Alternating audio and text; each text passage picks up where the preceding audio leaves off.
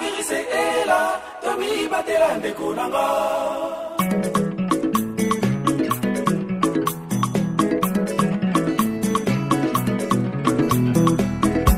Prenez soin de vous, protégez-vous. Prenez soin de vous, protégez-vous. Coronavirus. Voilà, bonjour fidèles aux auditeurs de la radio essentielle. Nous sommes très heureux de vous savoir très nombreux nous suivre encore une fois ce jour dans les cadres de votre émission Décryptage. Décryptage est une émission de la radio essentielle qui touche pratiquement tout le secteur de la vie sociale. Et aujourd'hui particulièrement, nous sommes avec le docteur Patrick Bala, avec lequel nous allons discuter ou parler de ce grand sujet de l'actualité, le coronavirus. Coronavirus qui est une pandémie aujourd'hui qui touche pratiquement le monde entier et qui fait de ravages au travers le monde et particulièrement en République démocratique du Congo, dont l'ascendance même de cas et des contaminations, prête déjà une certaine peur dans le chef de la population. On se demande où va cette pandémie. Est-ce que la RDC est capable de pouvoir contenir ou lutter contre la pandémie? Quels sont les moyens? Ce sont là les sujets ou les questions autour desquels nous allons discuter avec notre invité que j'ai présenté. Il s'agit du docteur Patrick Bala. Mais il aura quand même le temps de pouvoir se présenter. Docteur, bonjour. Bonjour, monsieur Blaise Pascal. Voilà, docteur, nous vous remercions d'avoir accepté promptement de participer à notre émission, le numéro 1 de cette émission Décryptage qui touche aujourd'hui une question d'actualité des niveaux non seulement local, national, mais aussi international, le coronavirus. Docteur Patrick, est-ce que vous pouvez vous présenter à nos différents auditeurs qui nous suivent en ce net instant? Bon, brièvement, docteur Patrick Bala est un épidémiologiste de formation en termes de spécialité et prépare son diplôme d'études supérieures en épidémiologie, plus particulièrement dans les cadres des maladies dites zoonoses. Ce sont des maladies transmissibles de l'animal à l'homme et de l'homme à l'animal. Les maladies les plus couramment connues, vous avez la grippe aviaire, on en a assez aussi parlé. Il y a le cas de Corona, qui est d'actualité actuellement. En même temps, il y a Ebola, les gens en ont parlé. Il y a toute une liste et on travaille aussi sur le cas de la tuberculose, qui, de par certains coins du monde, apparaît comme étant une endémie. Voilà, docteur Patrick, le monde est aujourd'hui touché, très touché par cette pandémie qui, disons, a commencé comme une épidémie et après quelque temps, l'OMS l'avait déclaré comme une pandémie parce que touchant plusieurs foyers, notamment aujourd'hui, plusieurs États sont touchés, frappés par cette maladie à virus coronavirus. Est-ce que vous pouvez nous résumer un peu, nous expliquer de quoi peut-on retenir de cette pandémie? Merci beaucoup pour la question. Ce qui est plus capital, je sais que ça fait trembler le monde, ça fait trembler tout le monde, parce que c'est une épidémie. Généralement, une épidémie, c'est une maladie qui apparaît d'un coup et disparaît du coup. Mais ça ne disparaît pas comme ça. Il doit y avoir des interventions qui font que la maladie ne dure pas. Parce qu'une épidémie, c'est une maladie qui vient pour une durée presque brève et disparaît. Contrairement à une endémie. Une endémie, c'est une maladie avec laquelle nous vivons chaque jour. Les cas, par exemple, quand je prends de la République démocratique du Congo, vous allez trouver le paludisme un peu partout. Ça va, ça revient, on vit avec. Vous avez la fièvre typhoïde un peu partout. Là, ce sont des cas de maladies endémiques. Et quand l'épidémie vient et prend de proportions inquiétantes comme aujourd'hui, c'est-à-dire ça touche autant de pays, ça envahit presque le monde, en ce moment-là, on peut parler d'une pandémie. Donc une pandémie, c'est une épidémie qui envahit presque toute la planète. Alors aujourd'hui, nous parlons de coronavirus, que les gens sachent que ce n'est pas une nouveauté. Ce n'est pas une nouveauté dans ce sens où les premiers isolements de ces virus ont été connus chez le poulet en 1960 et qu'après plusieurs années, on l'a retrouvé chez le porc. Vous voyez que ça part d'une origine animale pour infecter l'homme. Aujourd'hui, on parle de mangouste, qui serait à l'origine de ce virus-là. Un virus, il n'a pas été inventé aujourd'hui ni créé aujourd'hui. C'est depuis la création du monde que tous ces êtres existent, parce que les gens devront comprendre qu'un virus, c'est un être vivant. C'est un être vivant, nous l'appelons micro-organisme, parce qu'il y a des macro-organismes comme les humains, nous sommes là. Nous sommes aussi des organismes, mais des macros, des grands. Et les micros sont des petits organismes qui vivent. Donc la vie peut être à une échelle trop bas, qu'on appelle le microcosme minimal, indéfinimal, n'est-ce pas, et le microcosme important, grand. Alors, dans ce monde infini, on y trouve des micro-organismes, tels que les bactéries, les bacilles, les champignons qu'on appelle fungi. On peut trouver les ricketti, on peut trouver les parasites, on peut trouver les virus aussi. Ce sont des êtres qui vivent et chaque être sait comment vivre en cherchant à s'adapter pour la survie. Selon Darwin, qui parle de strength of life, c'est-à-dire la lutte pour la vie. Même l'homme connaît aussi des difficultés et cherche toujours à s'adapter. Quand la situation devient désertique, l'homme se déplace pour aller dans des situations qui lui sont confortables, dans des conditions confortables à la vie. De même que le virus, étant un être vivant, il est généralement intracellulaire, c'est-à-dire il vit qu'à l'intérieur de notre être. Il ne sait pas vivre en dehors d'un être. C'est pourquoi nous parlons de coronavirus qui quitte le mangouste vers un autre être qui est l'homme. Directement va habiter dans des cellules de l'homme. Alors les virus ont plusieurs familles. Il existe plusieurs familles des virus. Les coronavirus constituent une famille. Les coronavirus, vous avez les rhabdovirus, vous avez les myxovirus. Ce sont des familles de virus. Et dans chaque famille des virus, il y a aussi des sous-familles, n'est-ce pas? Comme on le retrouve aussi chez les humains. Vous avez la race humaine, l'espèce humaine, mais avec 4 races. Parmi ces races, vous allez trouver des nationalités différentes, et dans ces nationalités, vous trouvez des ethnies différentes, ainsi de suite. Cette présentation, c'est ce que nous appelons la systématique. Cette systématique se retrouve chez tous les micro-organismes. Aujourd'hui, il y a le corona qui apparaît à partir de la Chine. Les autres disent par inadvertance scientifique. Ces virus voulaient être utilisés pour de fins, c'est pas de puissance comme aujourd'hui. Il y a plusieurs formes de guerres. Il y a des guerres à armes à feu que nous connaissons, les guerres nucléaires, il y a des guerres aujourd'hui biologiques, il y a des guerres chimiques, des guerres virologiques aujourd'hui, bactériologiques.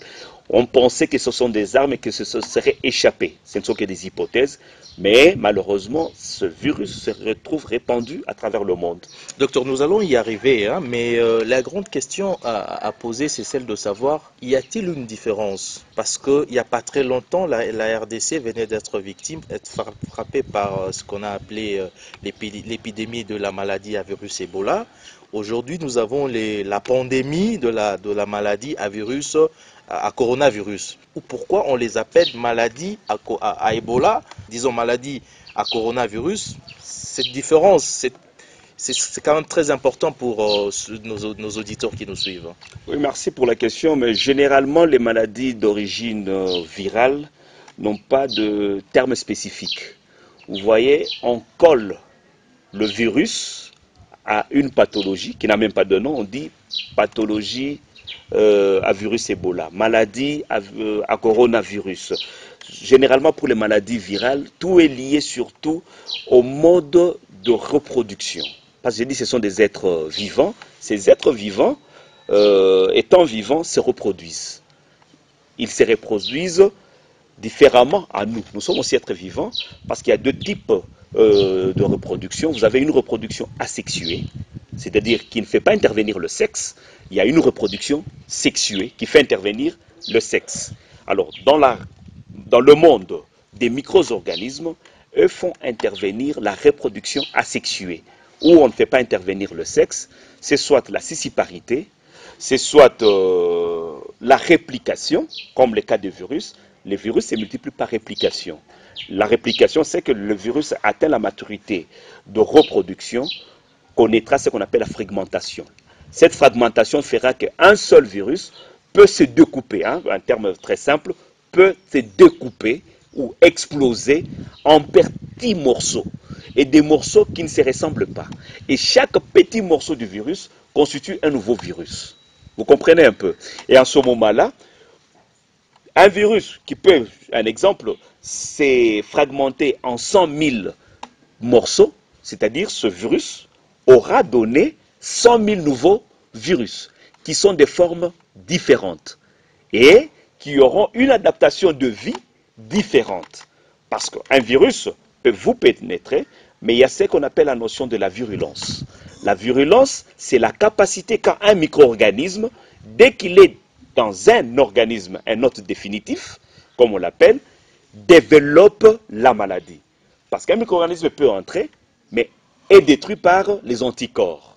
C'est-à-dire que ce micro-organisme est incapable de pouvoir produire sa virulence, cette capacité. Alors, la plupart des virus, dès qu'ils ont connu cette fragmentation, c'est-à-dire cette réplication, auront des formes différentes, qui par la suite peuvent connaître ce que nous appelons les mutations génétiques. On trouve que les gènes qui constituent les nouveaux virus sont totalement différents de l'ancien virus. Là, on parle maintenant de mutation. Aujourd'hui, quand nous parlons de coronavirus, on vous dit, nous sommes à la 7e mutation de ce coronavirus. C'est pour dire que ce n'est pas la première forme de virus corona qu'on a connue au monde, c'est la 7e forme de virus corona par mutation génétique. Et en ce moment-là, il est difficile d'octroyer un nom fixe à une maladie due à un virus parce que le virus connaît des mutations, de transformations et de changements. Alors, les différentes mutations peuvent faire en sorte qu'on ait des maladies aussi qui sont différentes. Alors pourquoi on l'appelle aujourd'hui Covid-19? Y a-t-il une explication? Covid-19, c'est cette mutation, cette forme de coronavirus qui a connu cette mutation 7, à la 7e mutation, mais découverte en 2019. C'est le 19 qui fait correspondre l'année de sa découverte ou de son apparition. Voilà, docteur, nous cheminons petit à petit dans le vif de notre sujet. Je rappelle aux auditeurs, aujourd'hui nous sommes dans le cadre de l'émission Décryptage en train de discuter ou d'analyser la question d'actualité liée à la pandémie de coronavirus et nous avons comme invité le docteur Patrick avec qui nous analysons cette question. Docteur, y a-t-il une différence entre la maladie à coronavirus et la maladie à virus Ebola? Tout à fait, c'est différent. Parce que d'abord, leurs sources de départ sont différentes, vous comprenez d'abord. Et puis, de deux, vous allez voir, de par leur classification, ce sont des virus des classes différentes. Et troisièmement, vous allez voir les sites de prédilection. C'est-à-dire le lieu où le virus veut bien agir dans un corps humain ou dans un corps animal. Là où il va agir. Quand vous prenez le virus coronavirus, le Covid-19, on voit qu'il a une spécificité de l'appareil respiratoire, surtout la partie supérieure de l'appareil respiratoire, c'est-à-dire vous partez des narines, vous touchez le carrefour aérodigestif partant de la trachée, qui passe par les branches supérieures, les branches moyennes, les branches terminales jusqu'au niveau des alvéoles. C'est ce qui permet le mouvement respiratoire, c'est-à-dire l'inspiration et l'expiration. C'est-à-dire on ingère, on aspire l'oxygène et on rejette le CO2. Alors le coronavirus, lui, va habiter dans cette partie de l'appareil respiratoire pour pouvoir se développer. Et se développe grâce à sa capacité de virulence, n'est-ce pas? Et pourra affecter l'homme et exposer l'homme à la maladie. Mais contrairement la maladie à virus Ebola, vous avez vu, c'est une maladie purement hémorragique, n'est-ce pas? Qui a son site de prédilection, c'est plus dans les organes vitaux, surtout dans le sang, faisant certes qu'il y ait l'explosion de plusieurs vaisseaux sanguins avec cette vasodilatation, ça fait faire à ce qu'on ait de l'hémorragie. Parce que dans le corona, on ne parle pas d'hémorragie, on parle plus de la grippe qui est accompagnée de la fièvre, d'une forte fièvre, vous avez une forte toux, vous avez des fois des écoulements nasale avec une dyspnée qui est la difficulté de respirer. Vous comprenez? Ce qui est différent du cas de Ebola où vous avez le sang qui coule un peu partout, à travers les narines, à travers les yeux, à travers les oreilles, donc à travers presque tous les orifices, c'est-à-dire tous les trous que possède un être vivant. Entrons vivement dans le sujet. J'aimerais un peu savoir, au nom de nos différents auditeurs, une personne infectée par la maladie à coronavirus, comment le savoir? Quels sont les symptômes qui se manifestent pour que l'on sache effectivement Dr Patrick ou Monsieur X ou Y est contaminé par cette maladie? Voilà, aujourd'hui c'est un peu difficile parce que vous voyez, il y a un temps d'isolement de la personne. Donc vous pouvez paraître très sain, pourtant vous êtes porteur du germe, vous êtes porteur du virus. C'est pourquoi il y a un temps qu'on appelle un temps d'incubation qui va de 10 à 14 jours. Si vous êtes suspecté, on vous isole pour voir si vous serez capable, ou l'organisme sera capable de pouvoir montrer ces différents signes ou ces différents symptômes que j'ai déjà cités. Vous avez la toux, n'est-ce pas? Vous avez ce rhume-là qui est accompagné avec d'écoulements nasal qui coulent. Vous avez une mauvaise respiration, c'est-à-dire vous respirez très mal, ce qu'on appelle une dyspnée, avec une forte fièvre. Mais ce cas n'est pas seulement propre à coronavirus. Il y a d'autres pathologies qui ressemblent à cette même maladie. C'est pourquoi aujourd'hui, ça crée confusion. Il suffit que quelqu'un tousse, on l'assimile directement à la pathologie liée à coronavirus. Vous comprenez un peu? Alors, aujourd'hui, ce qu'on peut faire, on part du fait d'abord de l'examen clinique qui permet de tomber à un diagnostic différentiel. C'est-à-dire, on a une maladie déterminée qu'on compare aux autres types de maladies qui lui ressemblent.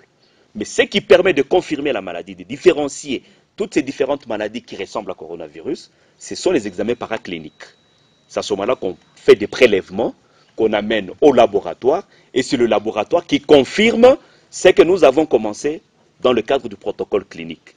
Et en ce moment-là, on retombe à un diagnostic, parce que le diagnostic, c'est ça la confirmation, c'est ça la conclusion, pour dire qu'il s'agit d'une pathologie autre que corona, ou bien il s'agit d'une maladie liée à coronavirus. Donc, d'emblée comme ça, personne, ni un professeur, ni qui que ce soit, peut dire d'emblée, partant de ses yeux, qu'il s'agit de coronavirus, parce que les symptômes sont semblables à plusieurs maladies respiratoires. Voilà, mais justement aussi, il faut relever la confusion dont vous faites allusion tout à l'heure. Ça s'est déjà manifesté au travers même de la communication, par exemple le cas du Nord Kivu.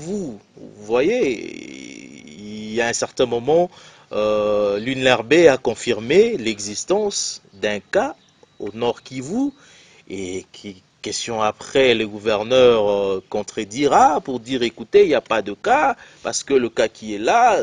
Alors, cette confusion-là, justement, dans le cadre de la détection de la maladie, quelle est la procédure? Comment ça se passe? Parce que finalement, les gens doivent savoir comment ça se passe, les étapes pour finalement conclure que M. X est atteint de la maladie à coronavirus. Donc, normalement, il faudra comprendre qu'on est parti, si je dirais, d'un départ de confusion.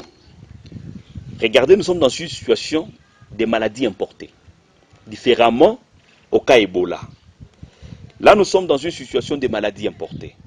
Avant qu'on détecte le premier cas suspect en République démocratique du Congo, je commence par là, on ne sait pas combien de gens sont entrés avant le premier cas à être détecté. C'est ça la première difficulté. C'est ce qui fait qu'aujourd'hui, on a du mal à juguler cette situation.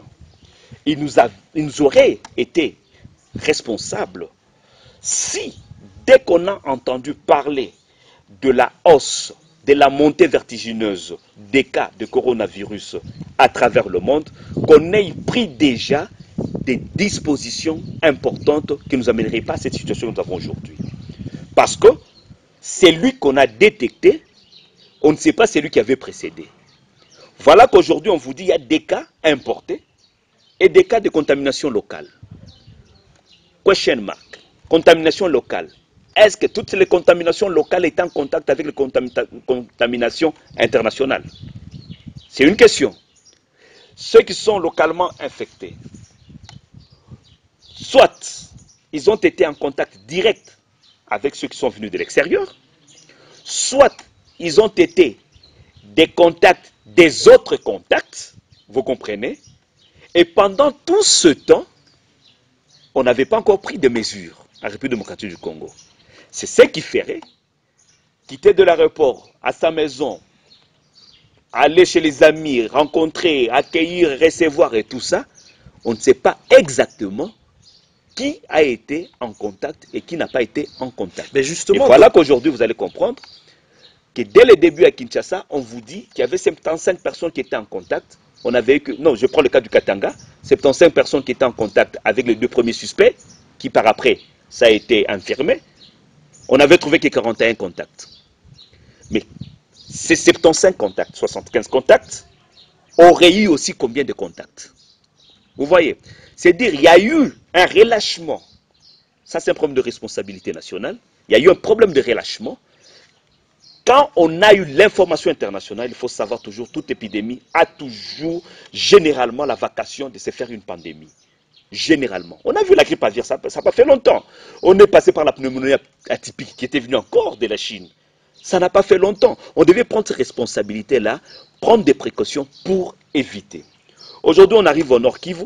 Là, j'ai dit, c'est un problème de communication. Ça, je reproche la structure nationale et l'attitude des responsables de la République à Kinshasa. Nettoyez vos ongles, mêlez-vous des doigts.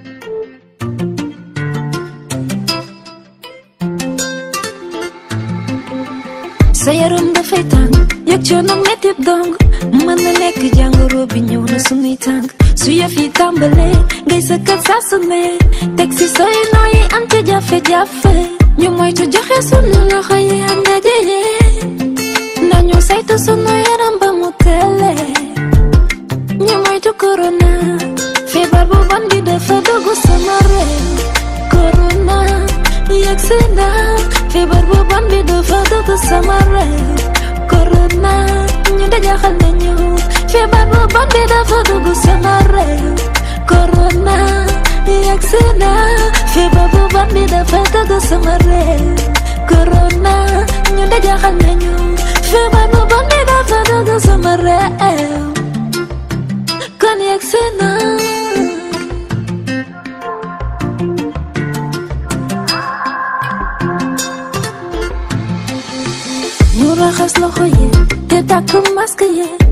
Docteur, nous allons y arriver, si j'insiste sur ce point, parce que finalement, ça prête à confusion même dans l'interprétation de l'opinion publique. Quand les gens doivent dire, écoutez, quand on confirme et on infirme, on confirme, on infirme, finalement les gens se disent que cette histoire, c'est une parodie, c'est une blague, ça n'existe pas les coronavirus. C'est ça qui est planté maintenant dans le chef de l'opinion publique. Comment arriver à dissiper, à faire comprendre à l'opinion publique qu'effectivement le coronavirus existe et que à travers comment dire, des ratés comme ça, comment est-ce qu'on peut s'y prendre? Non, on condamne. C'est pourquoi je vous ai dit, au préalable, dès qu'il y avait des signaux d'alarme à travers le monde, le pouvoir congolais devait prendre ses responsabilités. La première responsabilité, c'est d'asseoir une structure nationale, provinciale, territoriale, même au niveau des localités, qui devait juguler la situation. De deux, je vous dis que sur le plan clinique ou médical, on vous dira que la maladie est avant tout psychologique. Si on ne sait pas gérer la population sur le plan psychologique, donc le pouvoir a installé la psychose.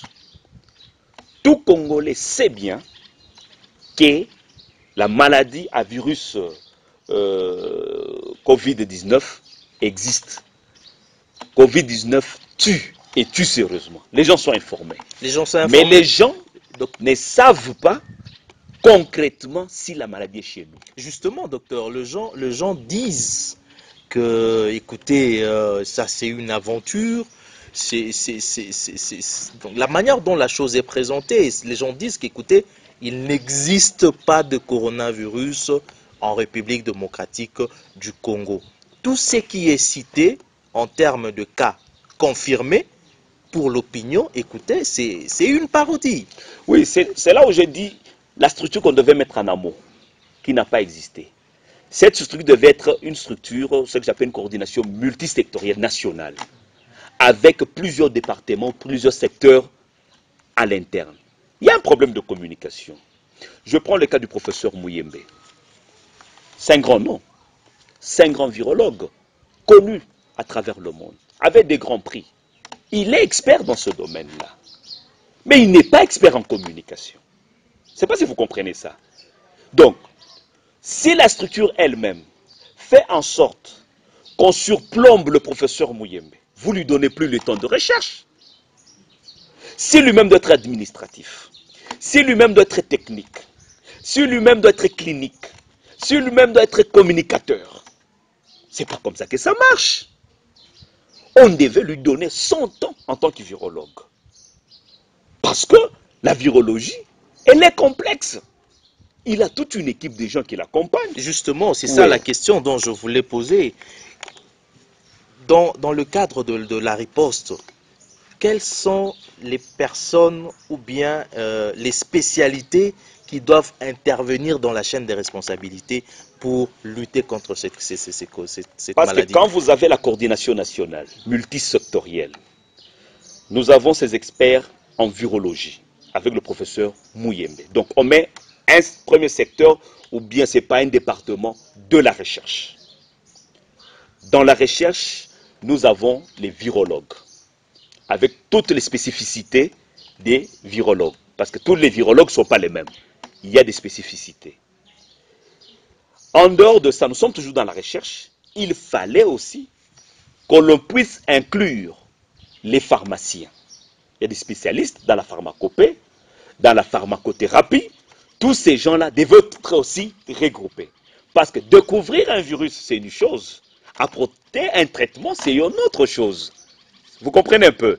Alors les deux peuvent travailler ensemble, concomitamment, pour aboutir à des résultats, c'est-à-dire à un traitement efficace. Soit en termes de prophylaxie médicale, là nous pensons à un vaccin qui peut être actif ou atténué, soit à un médicament, un traitement qu'on apporterait pour soigner. Alors, qu'on n'attende pas des virologues qu'ils fassent le travail des pharmaciens. Vous comprenez? Donc, il faudrait qu'on mette aussi l'accent, en dehors de la virologie, l'accent sur la pharmacologie.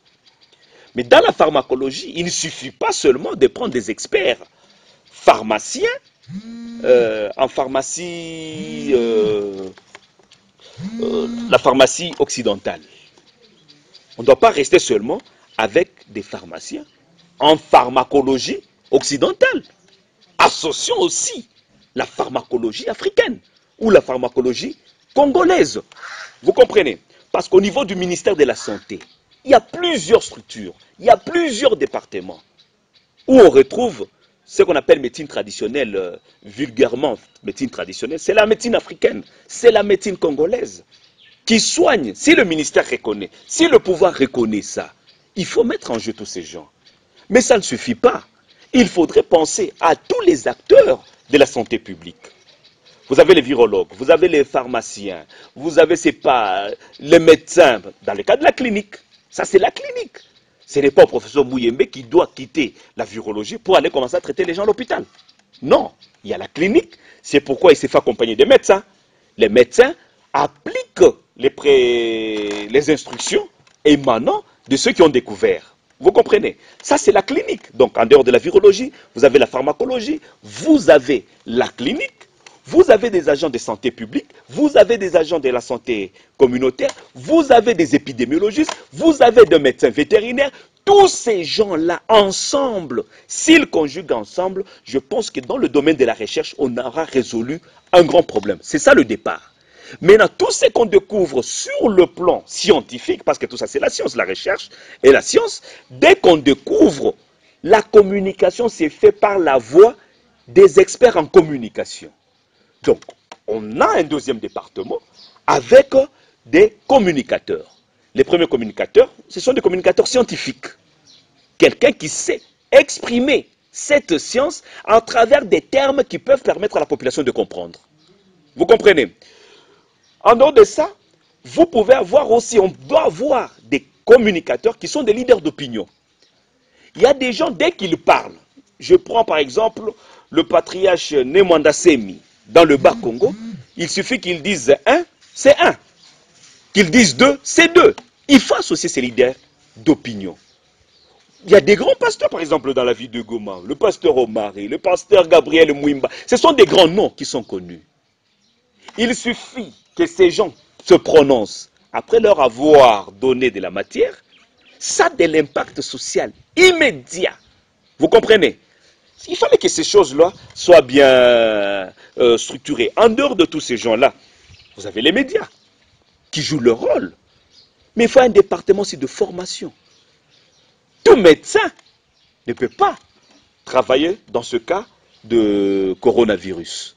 Vous comprenez? Voilà. Ils doivent subir une formation. Les infirmiers, parce que c'est nouveau.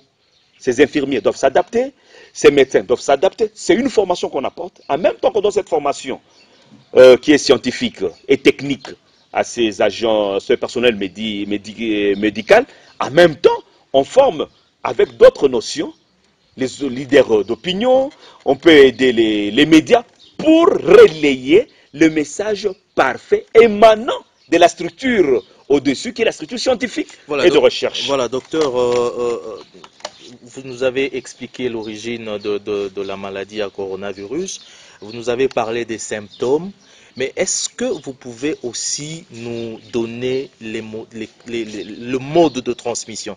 Comment elle se transmet? Comment cette maladie se transmet d'une personne à une autre? Mais directement, c'est juste par des gouttelettes, n'est-ce pas? Des gouttelettes contaminées, parce que toute gouttelette n'est pas contaminée. La personne qui est infectée, par ces gouttelettes, lorsqu'il tousse ou éternue, est en train d'émettre certaines gouttelettes. Ces gouttelettes peuvent renfermer ces micro-organismes qu'on appelle le Covid-19. Et à ce moment-là, soit à travers les objets que les gouttelettes ont atteints, dès que vous les touchez, vous pouvez facilement vous contaminer par ce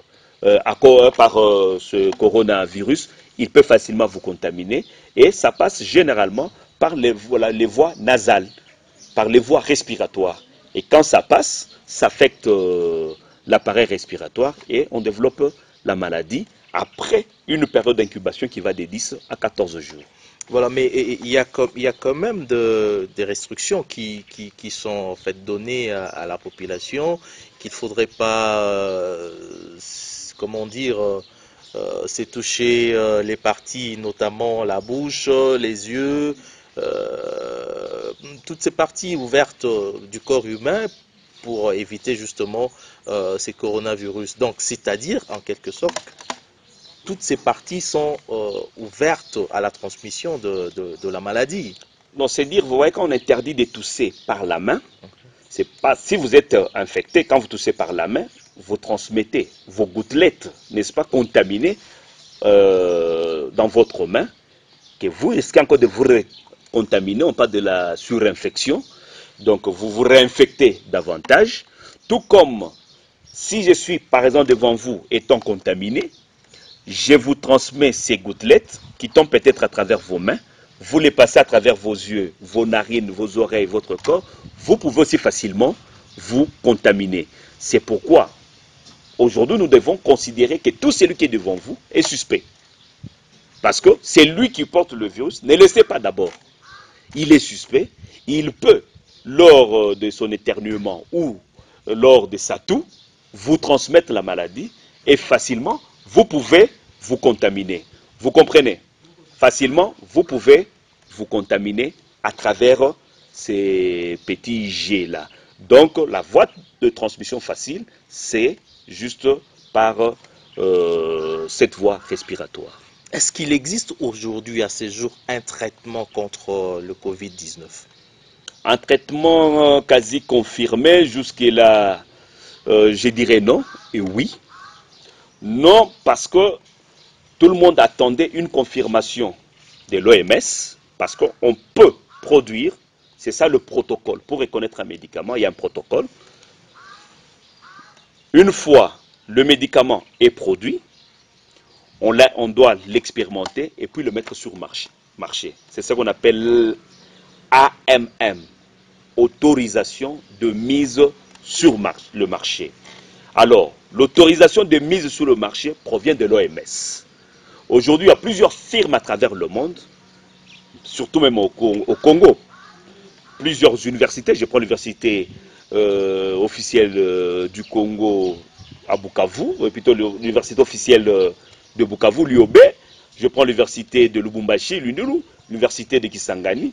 Il y a eu des découvertes, mais on ne peut pas appliquer ce qu'ils ont trouvé directement sans avoir la certification de l'OMS qui donne l'autorisation de mise sur marché. Mais d'emblée, c'est là où j'ai dit non, mais d'emblée, j'ai dit aussi oui, parce que plusieurs expérimentations déjà ont prouvé qu'avec l'hydrochloroquine aujourd'hui, qu'on a tenté d'expérimenter, on trouve qu'il y a des résultats qui sont favorables. Donc à la chloroquine, on pense déjà que les résultats seraient bons. Et nous voyons même la République démocratique du Congo s'appuyer sur cette hypothèse, parlant de Didier Raoult en France, qui avait expérimenté, qui a été contredit, combattu, mais finalement tout le monde commence à converger vers cette chloroquine pour dire que ça donnait déjà des bons résultats. J'ai lu aussi un autre professeur de Kinshasa qui aurait soigné 10 malades et que tous étaient guéris avec une autre solution, mais jusque-là qui n'est pas encore certifiée par l'Organisation mondiale de la santé. Mais sinon, actuellement, nous sentons déjà à travers le monde, on parle déjà de nombre de guéris. Parce qu'avant, il n'y avait même pas de guéris, on ne parlait même pas de guéris, on parlait plus de décès. Et à l'allure où nous allons, certains coins, on trouve qu'il y a déjà la maîtrise des chiffres en termes de contamination. Nous voyons ça par exemple en Chine même, il n'y a plus de contamination, il y a plus de guéris, même au Rwanda. Vous allez sentir jamais des morts jusque-là, et la contamination est devenue trop faible, c'est-à-dire il y a déjà des expérimentations qui se font, qui donnent déjà de bons résultats. Il y a même des praticiens, comme on les appelle, ceux de la médecine congolaise, qui font savoir que la maladie n'est pas nouvelle, c'est une maladie qui est connue dans nos cultures, qui est connue en République démocratique du Congo, en Afrique depuis nos ancêtres, et qui a des thérapeutiques appropriées. Mais malheureusement, quand on parlait déjà des Congo Bololo, il y a eu déjà une dame qui a fait trépasser 3 enfants. Il y a un débat sur le dosage de ce produit, et entre eux, ils disent même la plupart des solutions qui ont été données sur le plan international provenaient même de la République démocratique du Congo à travers la médecine congolaise. Donc aujourd'hui, il y a plus d'espoir qu'avant. Il y a plus d'espoir parce qu'on apprend qu'il y a des guéris. À Kinshasa, il y a des guéris. On attend, je crois, dans les 48 heures ou 72 heures. Il y a une autre nouvelle liste qui sera publiée pour connaître les guéris. Mais en même temps, il y a des décès. Mais la crainte, c'est la limitation de contamination. Mais justement, docteur, vous avez fait allusion à la chloroquine, mais on a suivi ça et là, jusque-là, notre pays, notamment comme la France, qui dit, écoutez, vous ne pouvez pas utiliser cette chloroquine parce que c'est encore interdit.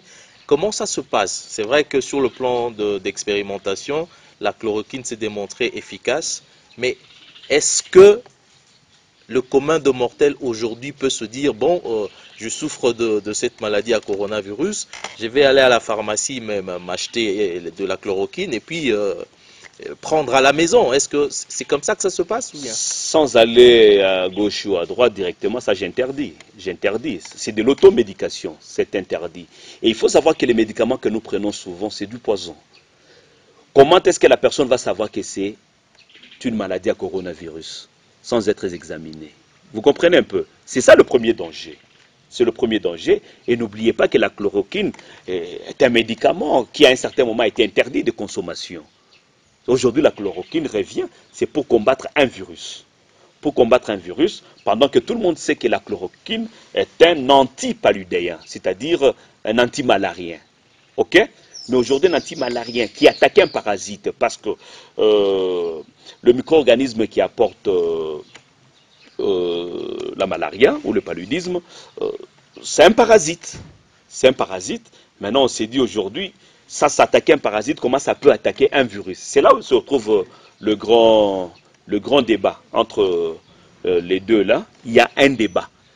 Alors, face à cette question-là, de débat qui s'est établi, la prudence serait que l'Organisation mondiale de la santé, qui est l'OMS, est habilitée à certifier. Ce n'est pas la France qui peut interdire à un pays d'utiliser ou pas. La France n'a pas compétence. C'est un pays souverain comme tous les autres pays souverains. Mais tous les pays ont ratifié, n'est-ce pas, tous ces accords et traités qui font en sorte qu'ils soient soumis, n'est-ce pas, à l'ordre des certifications de l'OMS. Donc tout le monde attend l'ordre de l'OMS, mais les expérimentations déjà en même temps sont en train de donner... Mais la Chine n'a pas attendu l'OMS pour utiliser par exemple la chloroquine. Donald Trump venait de donner quand même cette autorisation tacite à l'utilisation de la chloroquine. Ils sont passés outre l'OMS. Oui, bon, ça c'est un débat qui est en dehors du protocole médical, n'est-ce pas, ou pharmaceutique, tout simplement parce que aujourd'hui, si on analyse bien cette affaire de Corona, on trouve que c'est une guerre des leaders mondiaux, une guerre de puissance à travers le monde. En dehors de l'aspect maladie, je vous ai dit d'entrée des jeux, il y a l'aspect guerre, la guerre virtuelle.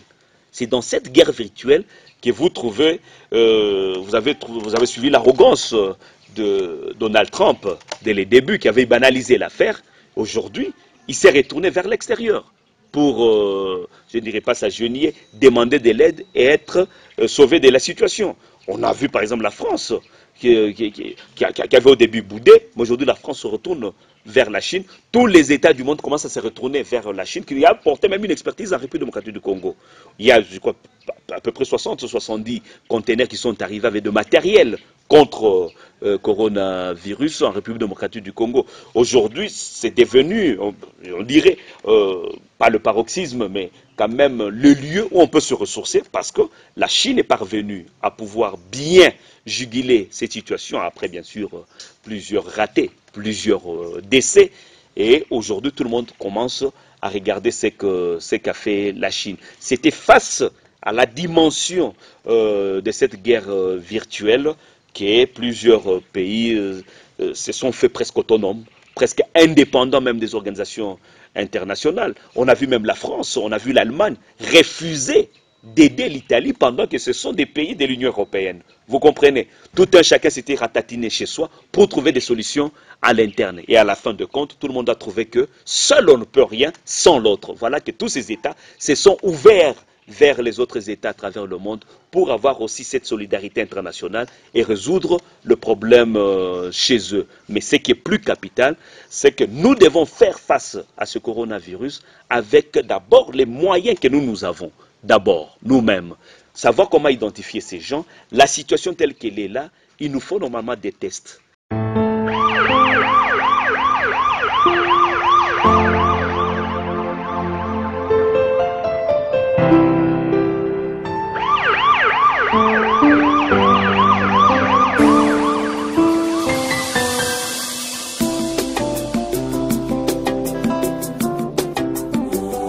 Dieu nous aime.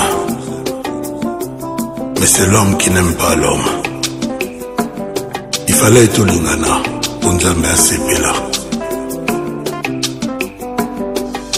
Masomweye tukufutana motu ya nini nkana ya nzambeye ebimi na forme ya virus na ba papyrus ekomamaka un jour tokowa kasi na forme te ya bibole na liwa ya bonyama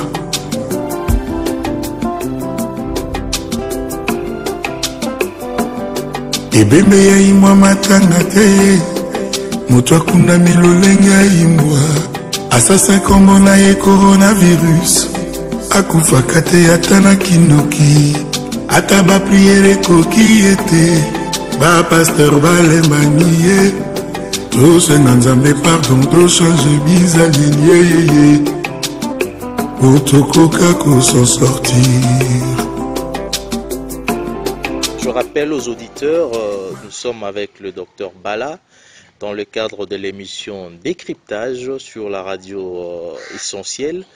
Docteur Bala, pouvons-nous dire aujourd'hui, compte tenu de la situation ou de la manière dont le tableau est peint aujourd'hui par rapport à cette pandémie, est-ce que la République démocratique du Congo est prête ou a les capacités, les moyens de cette politique pour riposter contre cette pandémie? Les moyens, bon, ils sont plusieurs, ils sont multiples. Je sais qu'en termes de moyens, nous avons d'abord les moyens humains. En termes de moyens humains, la République démocratique du Congo, un personnel académique, scientifique, technique, médical d'appoint, ça nous en avons. Il y a les moyens d'ordre financier. Ça joue, ça pose problème. Ça, c'est un sérieux problème, le problème de moyens financiers. Il y a des moyens d'ordre d'infrastructure. Ça pose aussi problème.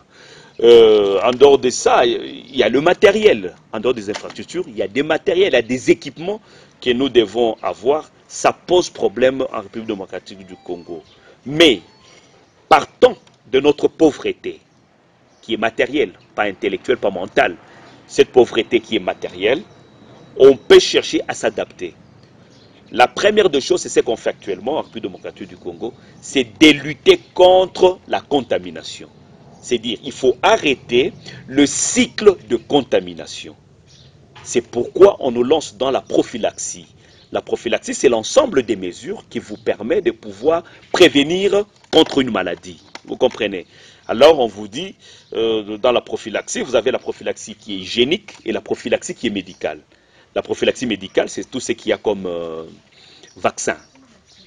Ça entre dans la prévention. Parce que le leitmotiv, c'est mieux vaut prévenir que guérir. Alors, dans la prévention, nous recourons à la prophylaxie. Cette prophylaxie qui peut être médicale en utilisant les vaccins. Jusque-là, il n'y a pas de vaccin. On recourt maintenant à la prophylaxie hygiénique. La prophylaxie hygiénique, c'est l'ensemble de tout ce que nous sommes en train d'utiliser. Laver les mains, il faut éternuer, tousser dans le pli de votre coude, la distanciation de 1 mètre à 2 mètres, les attroupements qui sont interdits, laver les mains, le confinement aujourd'hui. Tout ça, ce sont des mesures qui permettent à ce qu'on brise la chaîne de contamination. Parce que les moyens, parce que mieux vaut prévenir que guérir, si nous ne respectons pas la prévention, c'est-à-dire nous nous exposons davantage. Justement, la question, elle est pertinente. C'est là où le bas blesse. On confine les gens, on dit aux gens il faut se laver les mains, on dit aux gens il faut observer la distanciation sociale, il faudrait. Mais est-ce que le Congolais est prêt pour respecter toutes ces règles? Le contexte congolais, est-ce qu'il est prêt? Le Congolais est prêt, tout comme il n'est pas prêt. C'est dire, la situation socio-économique du pays fait que le Congolais, des fois, certaines mesures ne parvient pas à les respecter au nom de la survie. Donc, le corona arrive dans un contexte où le Congolais vit au taux du jour. C'est-à-dire, sans déplacement, pas de survie. Mais l'homme est appelé à survivre. Face à cette question, il y a difficulté à pouvoir gérer tous ces gens. Je prends le cas de confinement. On confine les gens, c'est-à-dire plusieurs ne travaillent pas. Mais les gens savaient qu'en allant travailler, il y a un gain qui rapporte la survie. Maintenant qu'on ne travaille pas, qu'allons-nous faire pour survivre? Il fallait automatiquement qu'il y ait une compensation. Et cette compensation, c'est fait par le pouvoir. C'est se dire, je vous ai privé votre trou de gain pain, je vous apporte du pain. On aura résolu. Mais quand vous confinez et vous n'apportez pas le pain, vous exposez ces gens à aller chercher maintenant de force ce pain. Et le risque, c'est la violation des mesures hygiéniques. Quand on confine ces gens, on laisse le marché ouvert. Mais c'est un carrefour fort de confinement. Quand on ne sait pas rapidement désengorger les prisons, c'est un carrefour aussi de contamination. Un carrefour très fort. Vous comprenez un peu? Alors, le pouvoir se retrouve entre le marteau et l'enclume. Mais je félicite déjà les initiatives d'approvisionnement. Parce qu'aujourd'hui, on confine, on ferme les frontières. Mais, en amont, il fallait déjà commencer par l'approvisionnement. Si on approvisionnait intensement nos marchés et permettant à tout le monde d'y accéder, mais pour y accéder, c'est le pouvoir d'achat. C'est-à-dire, on commence par payer d'abord ceux qui ont droit à un salaire. Tous les militaires, tous les policiers, les agents fonctionnaires de l'État. Il y aura une masse importante des gens qui auront quelque chose pour survivre. Mais comment gérer les plus démunis? Il fallait déjà réfléchir en amont. Non, justement, Oui. docteur, on va y arriver. Vous parlez du confinement, justement, c'est là le problème. C'est-à-dire que même si il arrivait qu'on puisse payer les fonctionnaires de l'État, ils auront tendance à pouvoir aller s'approvisionner. Avec, disons, la propagation de cette pandémie, comme elle se transmet d'une personne à une autre, par le touchement, par ceci, la promiscuité et tout ça, mais vous voyez comment l'engouement se fait au niveau de banques, au niveau des marchés.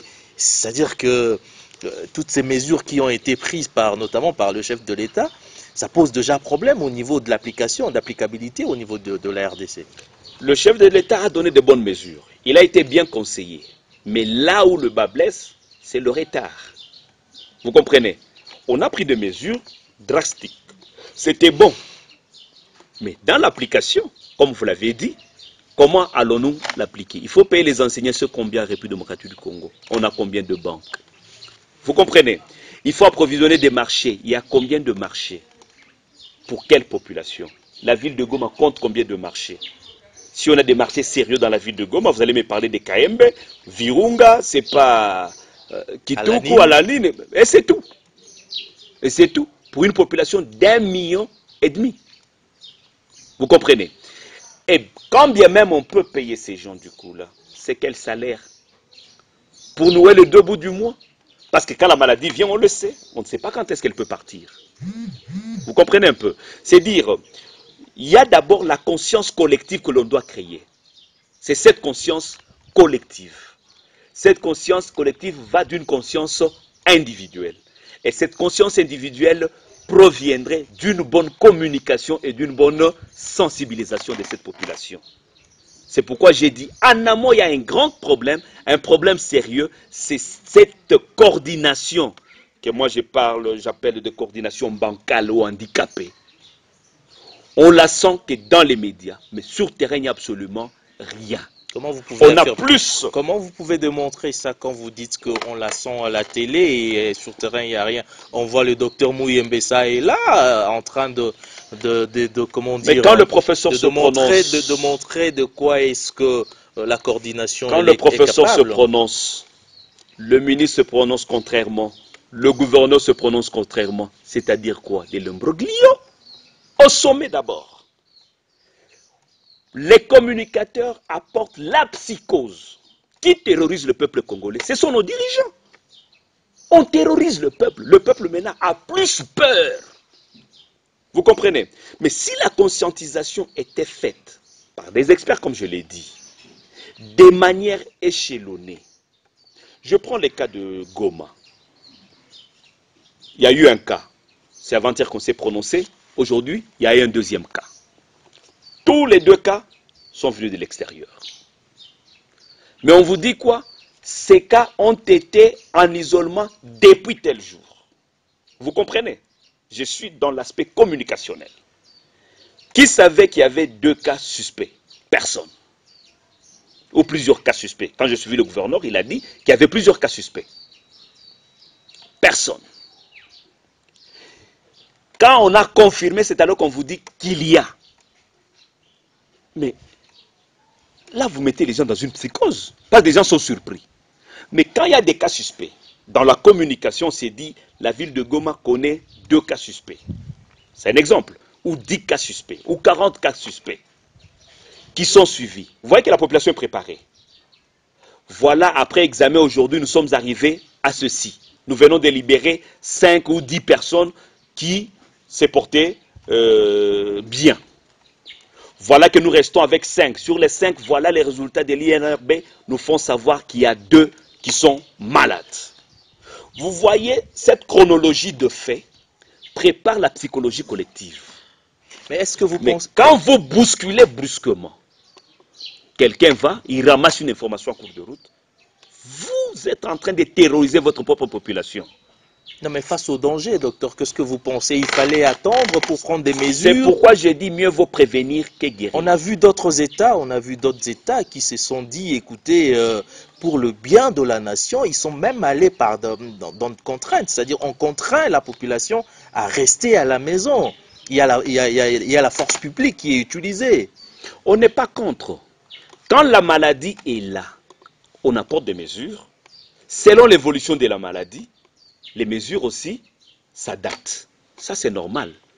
Mais moi, je prends l'aspect communicationnel qui cause la psychose de la population. Ce sont les dirigeants eux-mêmes.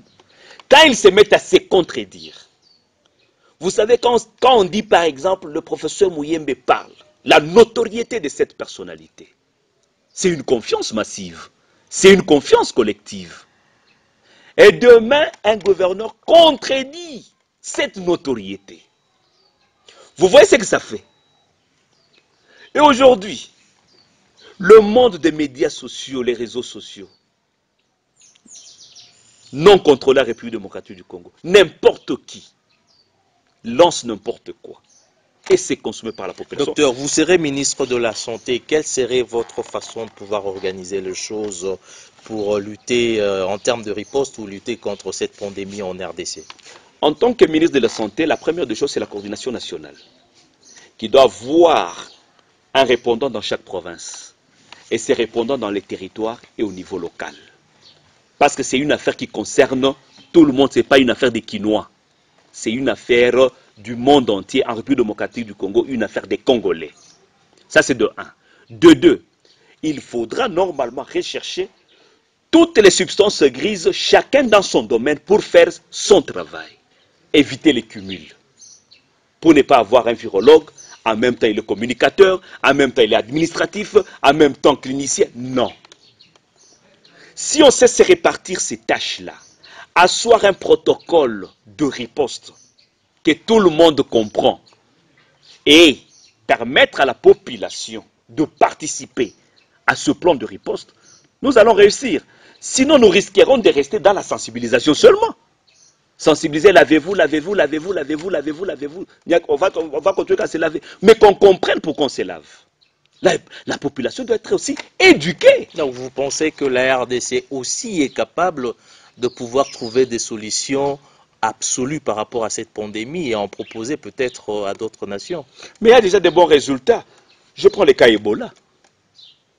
Pourquoi le professeur Muyembe a été primé un peu partout? C'est une expérience congolaise. C'est l'expérience congolaise qui a résolu le problème d'Ebola en Afrique de l'Ouest. Nous avons une expertise. Mais nous sommes désordonnés. 2 cas différents. Non, ce n'est pas dire des cas différents. Le problème, c'est le sérieux dans ces conflits. Nous avons suivi Muyembe au cours de son speech, lorsqu'il a été invité par le Congrès. Il a avoué qu'il ne connaît pas comment s'y prendre, c'est-à-dire comment traiter le traitement. Il n'a pas de traitement par rapport à cette maladie. Mais c'est là où j'ai dit, les gens pensaient que le professeur Muyembe est un pharmacologue. Il est virologue. S'il a eu des résultats d'Ebola, ce sont des recherches, je crois, depuis 1978. Il ne devait pas décréter aujourd'hui une solution par rapport à coronavirus. C'est pourquoi il faudrait, normalement, comme je l'ai dit, ces différentes spécialités dans la pharmacologie, dans la virologie, dans la communication, même dans cette affaire de solidarité nationale, le chef de l'État a appelé les gens. Il faut qu'il y ait des experts. Qu'on ne nous amène pas encore des théâtres, des petits frères et des beaux frères dans cette histoire. Nous avons besoin de l'expertise congolaise. Là où il y a déficit, on a besoin aussi d'un appui extérieur. On ne se suffit pas soi-même. Vous comprenez? Donc, ce que moi, je déplore, c'est le manque de sérieux dans ce que nous faisons. On a commencé avec légèreté. Et vous savez quand est-ce que le peuple congolais a pris conscience? C'est quand il y a eu des grands dignitaires de ce pays qui ont trépassé à cause du coronavirus. Paix à son âme, Pierre Mukendi, maître.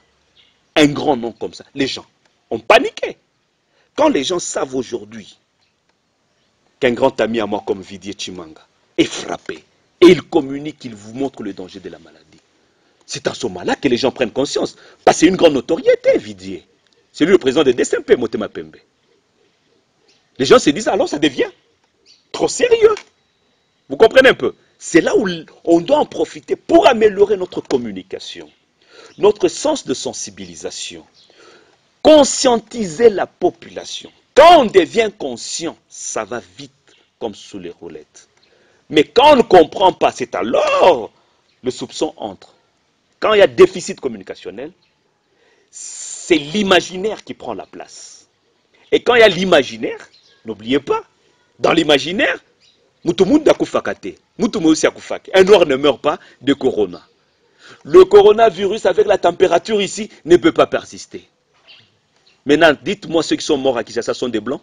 Docteur, vous voyez là où il y a un problème de déficit communicationnel, d'information, d'éducation et de formation.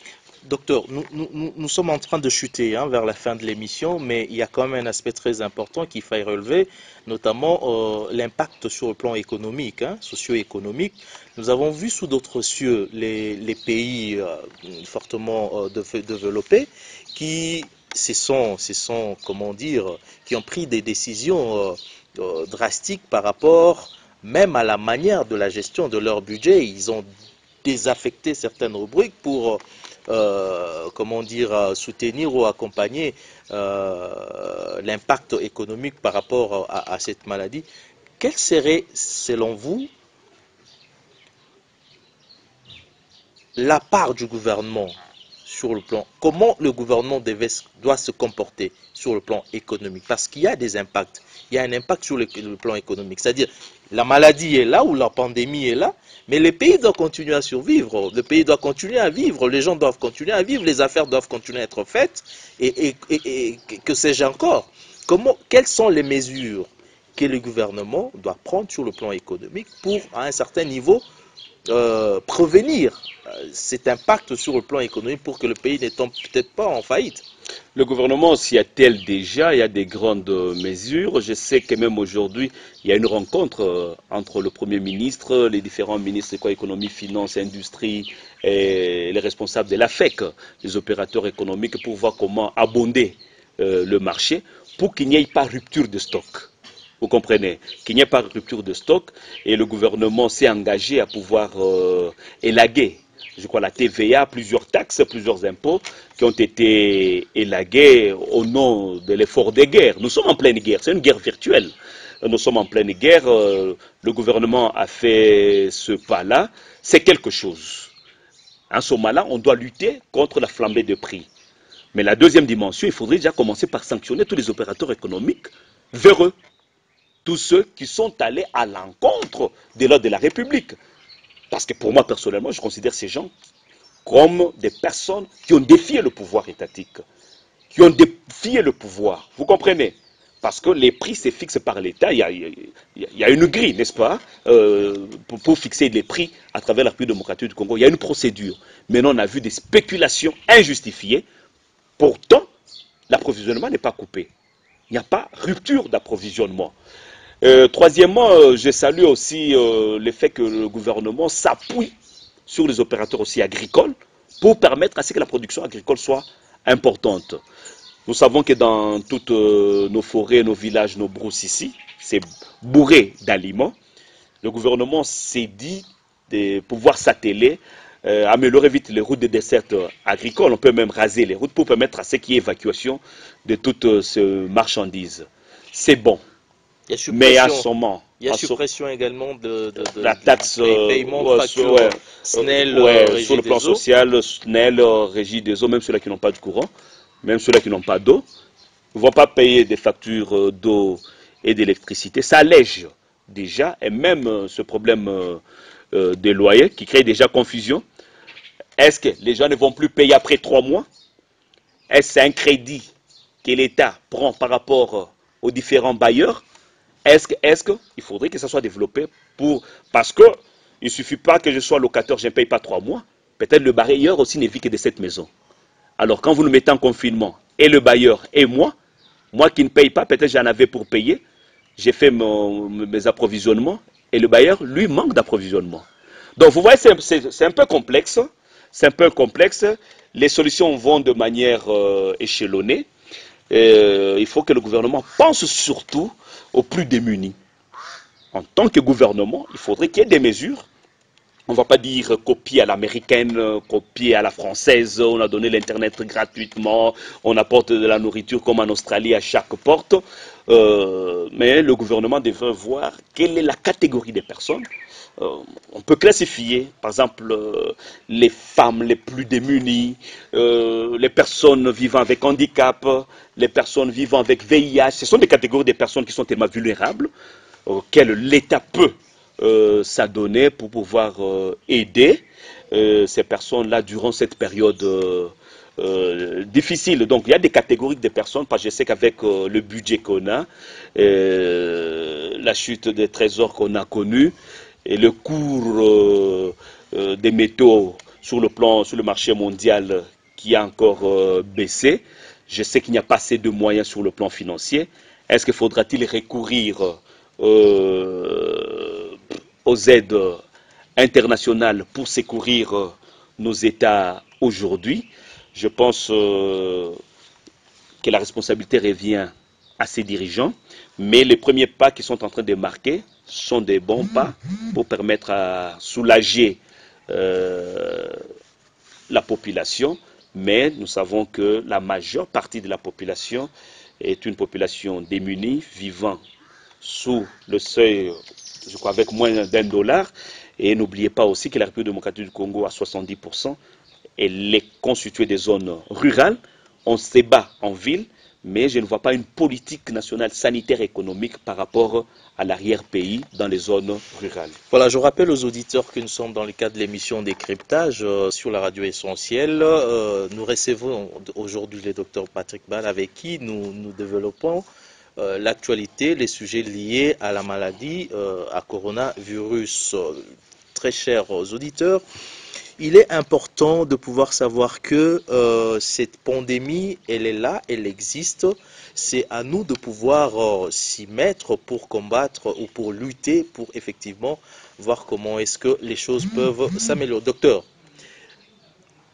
en faisant la lecture en tant que médecin, en tant que docteur, scientifique, sur la manière dont les choses se présentent aujourd'hui par rapport à cette pandémie sur la scène internationale, est-ce que vous pensez que c'est pour demain ou après-demain l'éradication de cette pandémie?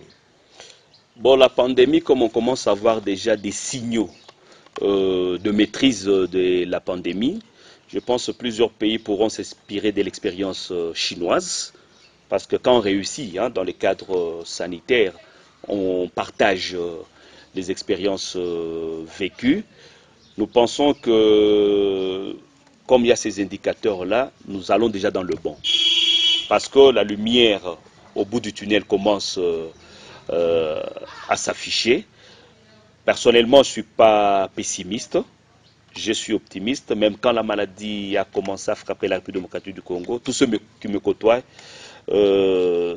savent que j'étais toujours optimiste. J'ai dit c'est arrivé, ça va passer, comme c'était passé avec la grippe espagnole, c'était passé avec Ebola, c'était passé avec la fièvre jaune, c'était passé avec la rougeole, la variole. Ce sont des maladies qui sont venues, mais ces maladies doivent aussi nous interpeller.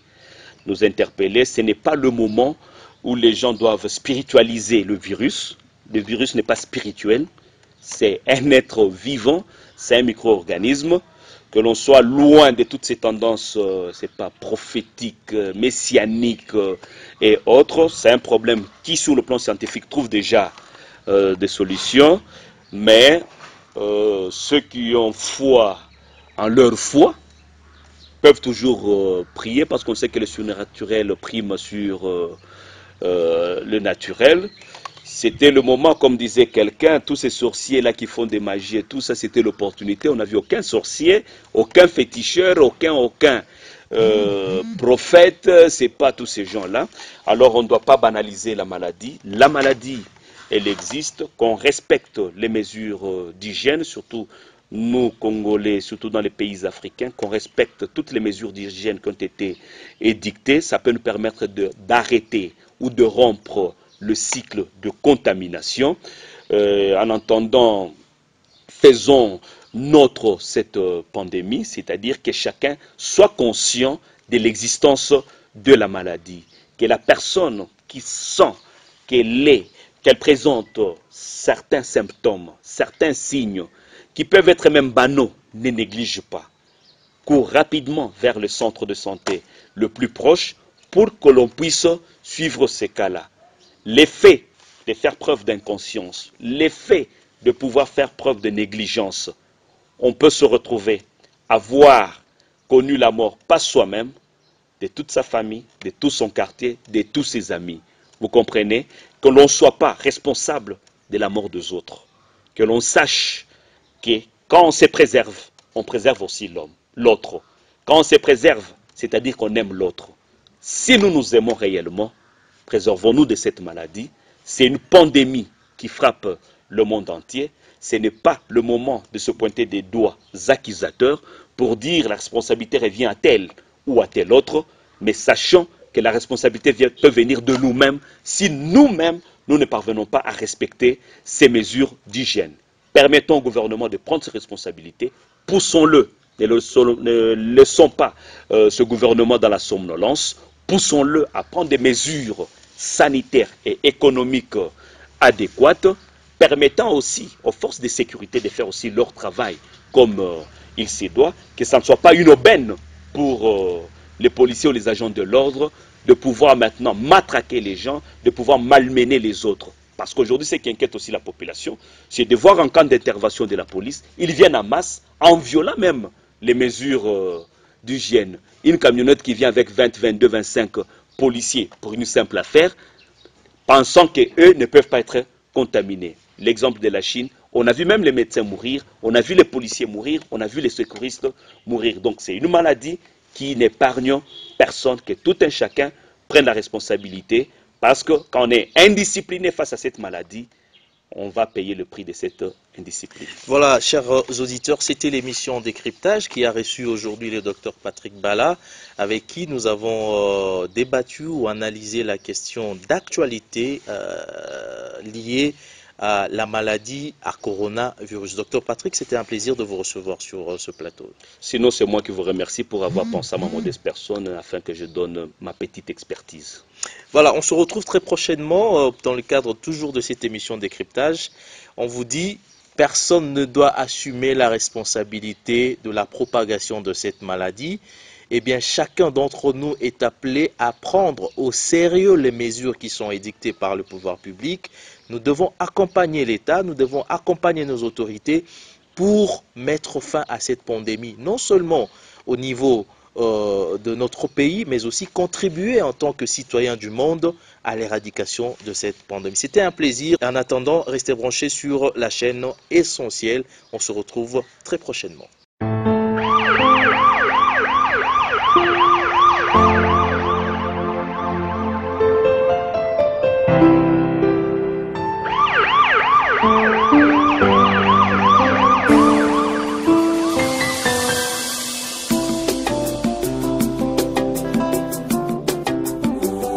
Dieu nous aime, mais c'est l'homme qui n'aime pas l'homme. Il fallait être Lingana, Ponzambe Asepela.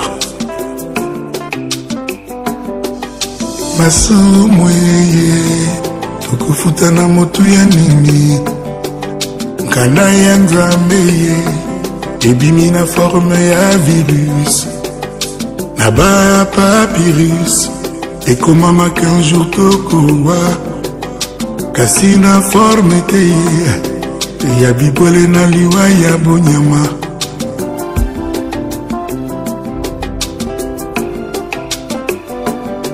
ebembe ya imwa matanga te moto akunda milolenge ya imbwa asasa kombo na ye coronavirus akufaka te ata na kindoki ata bapriere ekoki ete bapaster balembani ye tosenga nzambe pardon toshange